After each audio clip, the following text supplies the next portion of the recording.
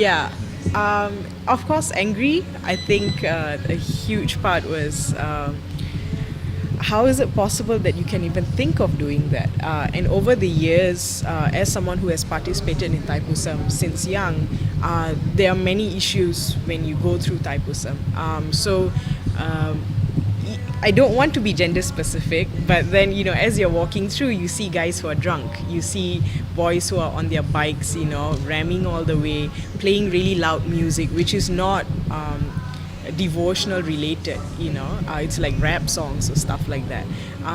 And really teasing girls. Even like I wear a full sleeve or half sleeve kurta with jeans, but you still get disturbed. And as a young child, I was molested in Batu Caves itself. And a lot of young women don't have the guts to voice up. I was like 15 or 16.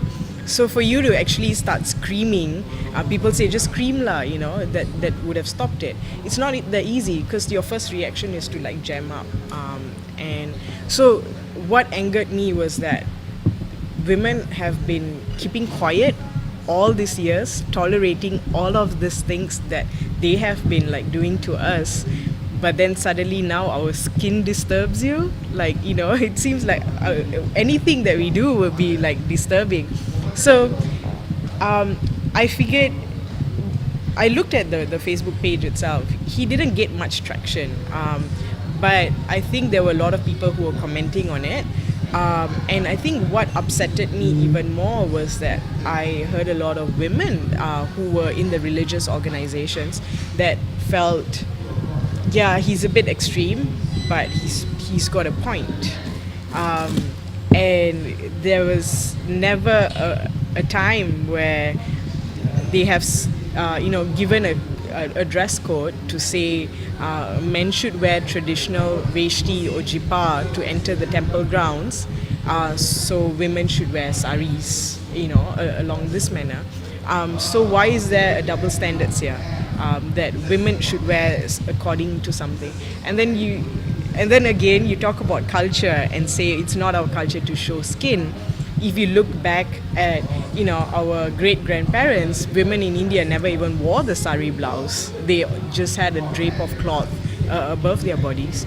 And it was when the British came in that found that, that's a bit too revealing. So let's, give you a blouse and a petticoat to wear inside. So if you really understood culture changes through time and location. So you can't say it's not our culture to show skin, because that's where you came from. So understanding a bit of history of where saris, how saris were worn in those days, I think their argument is invalid. But of course, with I think a certain group of people, it's very hard to have an intellectual argument because all they see is, you're a feminist, this is a nonsensical thing.